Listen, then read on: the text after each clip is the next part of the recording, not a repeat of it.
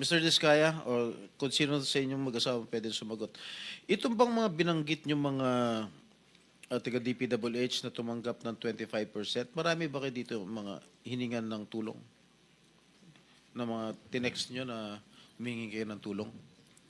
Actually po, yung tulong po na tinext ko sa kanila at chinat, yun po yung halaga ng dapat isauli nila sa amin.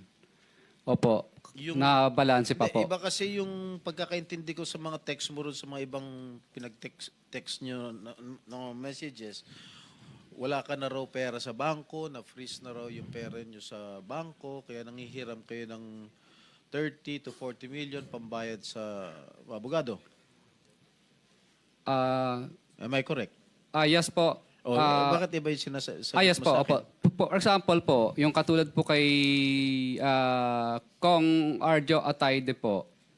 Bali, 60 million po ang sinabi ko sa chat ko. Kasi 16 million po yung pinababalik ko sa kanya. Pinababalik mo sa kanya. Na Anong klaseng chat ito? pera po. Na pera po. Na binigay mo kay Congressman Atayde, ganun ba? At sa tatay po niya. Sa tatay niya? Opo. Well, hindi. Okay.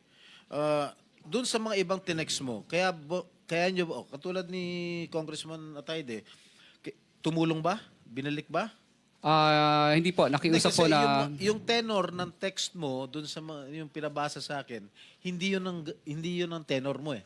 Ang tenor ng text mo, humihiram ka ng pera dahil wala ka na raw kapera-pera, na-freeze na raw yung pera sa bangko, at kailangan mo ng pambayad ng abogado.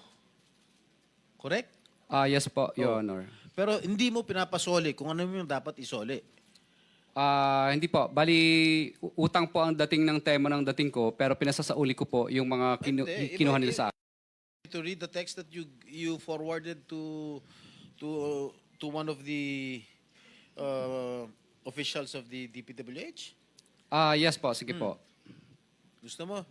Yes po, lahat po. Tinext ko sila lahat, napakarami po nila. Opo, napakarami po nila. Hindi ganun ang tenor na pinababalik mo yung pera. Eh. Ang sinabi mo dun sa text na yun, wala ka ng pera. Ibig sabihin, kung hindi ba sila tumulong sa'yo, idadawit mo sila rito. Hindi po, hindi po. I'm not defending them, ha? Mr. Chair, ano po, bali, ang ginawa ko po, lahat po itong mga gumamit po sa amin, tinext ko. Tapos, gusto ko lang pong malaman sa kanila na kahit isa po sa kanila ay walang tumutulong sa amin ngayon at kami po ay kinukutya ng buong publiko. Kaya tinesting ko lang po sila kung maaasahan po ba sila. Dahil nung panahon po na ginagamit nila kami, ay patuloy po kaming bigay ng bigay po sa kanila. So, mapapasin niyo po, kahit isang reply, nagtataguan lahat, ni hindi nila kami binilikan. Hindi naman po namin talaga kailangang mangutang sa kanila. May pera pa naman po kami. Pero tinesting ko po sila, sabi ko, ganito pala itong mga manggagamit na to. Nakakasama ng loob. Mabuti pa, ano po, tawag dito, mas mabuti pa na, ano na lang po, pangalanan ko na lang sila. Dahil una, ginamit nila kami, pero sa panahon ng kami naman ang nangailangan, talaga namang pinabayaan po talaga nila kami o hindi sila malalapitan. At katunayan, iba po doon sa mga tinat ko, may mga, ano pa po, undelivered, ano pa po, obligations. Okay, we have overshoot our time limit. I'm sorry, lumampas na po tayo ng about 3 minutes. Kailangan po nating mabakit yung area for our session by 3 o'clock.